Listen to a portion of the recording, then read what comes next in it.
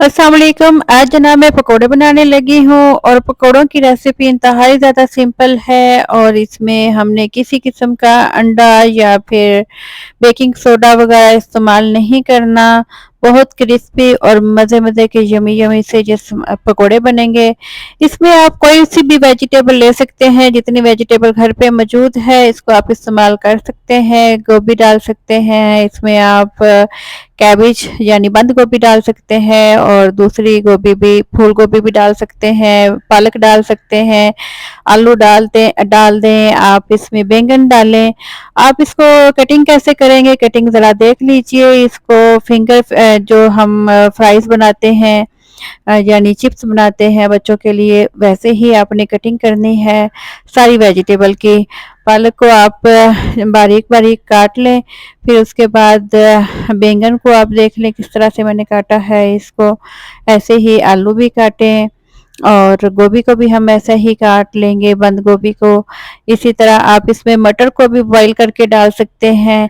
इसमें थोड़े से और टिप्स भी मैं आपको बताऊंगी और एक दो और पकौड़ों की रेसिपी भी मेरी बहुत ज़्यादा मशहूर है, वो भी मैं आपके साथ शेयर करूंगी। धनिया इसमें आप डाल लें। आप इसमें और भी बहुत सारी वेजिटेबल्स को ऐड कर सकते हैं। प्याज भी हम बहुत ज़्यादा बारीक नहीं काटेंगे, थोड़े से मोटे ही काट के डालेंगे। लहसुन भी डालेंगे इसमें, लहसुन को भी आप चॉप करके डालें, बहुत अच्छा फ्लेवर आता है, बहुत अच्छा टेस्ट भी होता है, टेस्ट भी बहुत अच्छा मज़े का होता है। और इसमें मसालों में भी मैं आपको बताऊंगी कि वीडियो बहुत छोटी सी है, इसको शुरू से लेकर एंड तक ज़रूर देखिएगा। मसालों का भी मैं बताऊंगी कि इसमें कौन कौन से हमें मसाले डालने चाहिए। मैंने थोड़े से चॉप करके इसमें लहसुन डाल रही हूँ और साथ में थोड़ी सी सब्ज मिर्च डाल रही हूँ। इसमें आप शिमला मिर्च भी डाल लें, लेकिन शिमला मिर्च ज़्यादा मज़े की नहीं मुझे लगती पकौड़ों में, लेकिन जिनको बहुत ज़्यादा अच्छी लगती है तो वो आप डालें। तो इन सारी वेजिटेबल को पहले हम अच्छे से मिक्स कर लेंगे।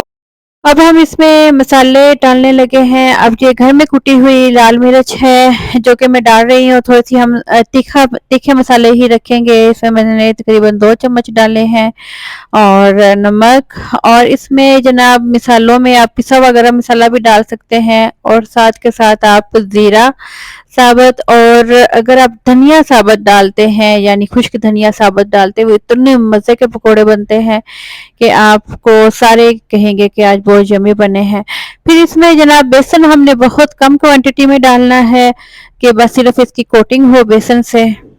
और फिर जनाब हम मुनासिब सा पानी डाल के तो इसको मिक्स कर लेंगे सारे अच्छे से। और जनाब जो हाथ से ही हम पकोड़े डाल के तो बनाएंगे, क्योंकि ये इसमें हमने वेजिटेबल को बड़ी शेप में काट के डाला हुआ है, तो इस वजह से हाथ से ही डालने से ज़्यादा अच्छे मज़े के बाजार जैसे पकोड़े बन जाते हैं। ये देखिए जी कितने माशाल्लाह यमी यमी हमारे पकोड़े बन गए हैं। अगर आपको ऐसे पकोड़ों का डार्क कलर नहीं चाहिए तो आप इसमें हाफ बेसन डालें और हाफ इसमें मैदा डाल दें। आई होप आपको वीडियो पसंद आई होगी। ऐसे पकोड़े बना के इफ्तार का मज़ा दोबाला कीजिए। अल्लाह हाफिज़।